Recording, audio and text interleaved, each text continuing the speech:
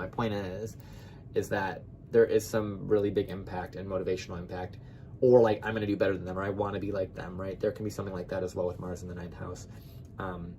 But like I said, it is Mars, so it is going to be a little bit more gritty and a little bit more like tension and like fighty and kind of like inflammatory in a way. So anywho, so Mars in its own sign, so Mars in Aries or Scorpio in the ninth house.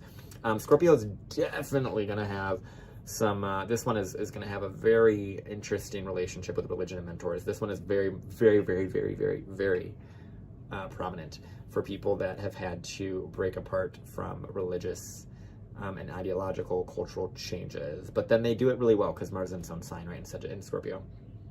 Mars in Aries, this is where you'll see, these are both really strong placements for Mars, obviously. So you'll see a lot of people here that, with both Mars in Aries and in Scorpio in the ninth, where they go after their own belief system and because they have to and because they need to follow that. And I think that's what Mars in the ninth ultimately wants. And you can kind of see that as you kind of look at Mars's placement as like what Mars ultimately wants. It wants to individuate, it wants to be its own person, it wants to have its own belief, its own thought, its own ideology, its own worldview, right? So if you put Mars in its own sign in Aries or Scorpio in the ninth, it's gonna get what it wants, and what it wants is freedom of belief and freedom of choice and freedom of perspective.